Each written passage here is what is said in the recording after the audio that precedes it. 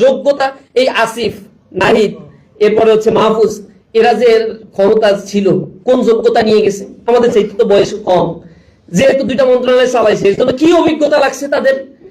এই মন্ত্রণালয় সব ধ্বংস হয়ে গেছে, কিচ্ছু হয় নাই। এগুলোর কাঠামো, এগুলো যা বিভ্রান্ত তৈরি করছে। খালেদা জিয়া যখন ক্ষমতায় গিয়েছিল 90-91-তে, সে সময় তাদের কি অভিজ্ঞতা ছিল? জিয়াউর রহমানের আগে গভর্নমেন্ট ফরমেশনের ক্ষেত্রে কি অভিজ্ঞতা ছিল? অভিজ্ঞ মানুষদেরকে হায়ার করেছে। সোসাইটিতে অভিজ্ঞ মানুষের কোনো কমতি নাই। ইসলামী ছাত্র শিবির আল্লাহর রহমতে এই 48 বছরে যা সাপ্লাই দিছে, তা এখন জায়গায় জায়গায় দেওয়ার পরেও কয়েক হাজার গুণ উচ্ছিষ্ট উদ্বৃত্ত থেকে যাবে, এগুলা ব্যবহারও করতে পারবে না এমন অবস্থা। এগুলা নিয়ে তাদের খুব বেশি টেনশন করে লাভ নাই। আমাদের এখন তাদের মাথা খারাপ হয়ে গেছে, সিচুয়েশন তো অনেক চেঞ্জ হয়ে গেছে এখন আল্লাহর রহমতে। জনগণ এখন অন্যরকম দৃষ্টিতে সবকিছু দেখছে, অবজারভেশন গুলো সেভাবেই আসছে। মানুষ একটা পরিবর্তন চায়।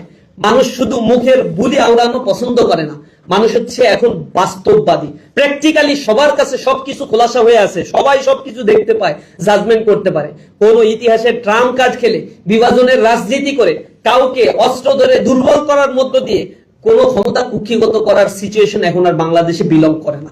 যদি সেটা করতো তাহলে ফ্যাসিবাদী হাসিনার মতো একটা শাসক, একটা মনস্টার, তাকে বিতাড়িত করতে এই জনগণ মানে কোন অস্ত্রই ব্যবহার করতে হয় নাই। রাস্তায় দাঁড়াইছে খালি হাতে লাঠিসোঁটা নিয়ে, তাতেই বিশাল অস্ত্র গোলা বারুদের বিরুদ্ধে আল্লাহ রাব্বুল আলামিন বিজয় দান করেছেন। এই জন্য মূল শর্তটা হচ্ছে রাস্তায় দাঁড়িয়ে থাকা। রাস্তায় না দাঁড়িয়ে যদি ফেসবুকে শুধুমাত্র সুবহানাল্লাহ আলহামদুলিল্লাহ একটা পোস্ট দেই, কালকেই হবে দেখা, তরুণ প্রজন্ম জেগে উঠেছে, ফেসবুকে পোস্ট দিয়ে সকালবেলা ঘুম ভাঙে না, এই মানুষ দিয়ে জীবনে পরিবর্তন হয় না। যে ত্যাগ স্যাক্রিফাইস করতে পারে না, আল্লাহ রাব্বুল আলামিনের দায় সারে নাই যে তাদের দিয়ে একটা সমাজ পরিচালনা করবেন। আল্লাহ ওই জাতির ভাগ্য কখনোই পরিবর্তন করেন না যতক্ষণ না পর্যন্ত এই জাতি তার নিজের কপাল পরিবর্তনের জন্য চেষ্টা না করে।